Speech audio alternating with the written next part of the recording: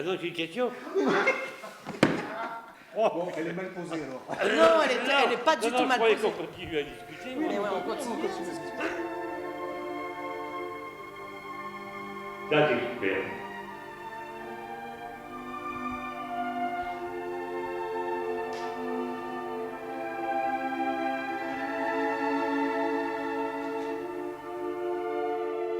Eh bien, on est au balbutiement d'une lecture qu'on prépare sur le dernier roman, Le Voyage de Pierre Digan, que j'ai écrit l'année dernière et qui est sorti.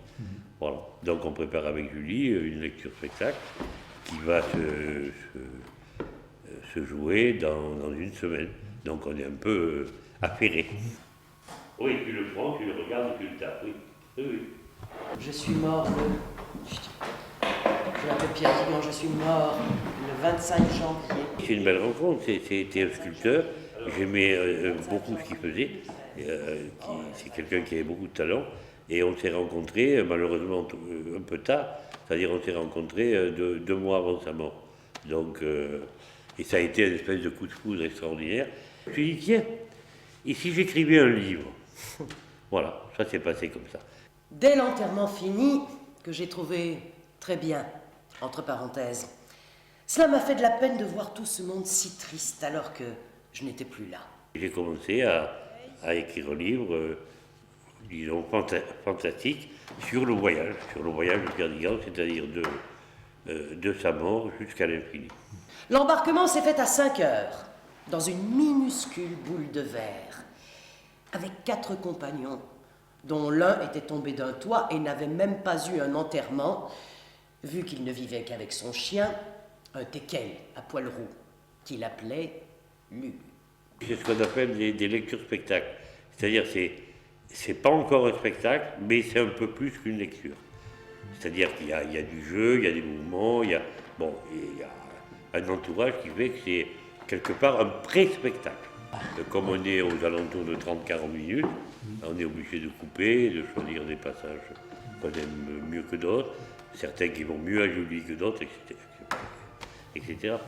Je voulais emporter avec moi ma dernière œuvre en granit, mais on m'a fait comprendre qu'il fallait que je laisse tout.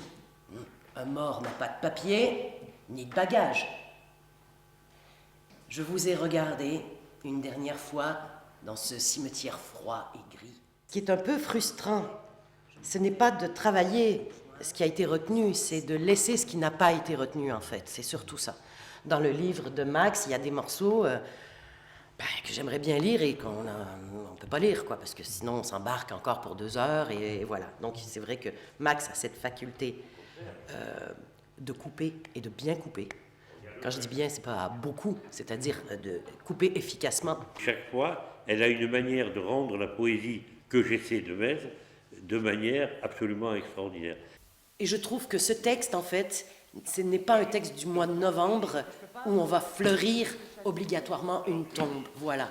C'est partout, c'est dispersé et c'est fleuri tout le temps de l'année. Voilà. C'est comme ça que je le vois, ce spectacle. Voilà. Il faut tout laisser, me disait un voisin. Un autre pensait à sa femme, une petite blonde frisée qui n'allait pas survivre. L'autre à ses rosiers qu'il n'avait pas taillés. Et l'autre à son fils, dont les affaires périclitaient. Ça parle de la mort. Et comme, mine de rien, le voyage, c'est le voyage du début de la mort jusqu'à l'infini. C'est ce que tu disais au départ. Et je trouve ça très beau.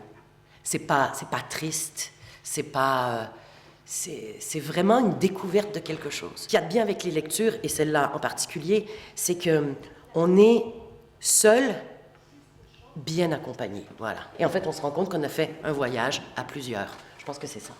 Voilà, c'était pour simplifier la chose.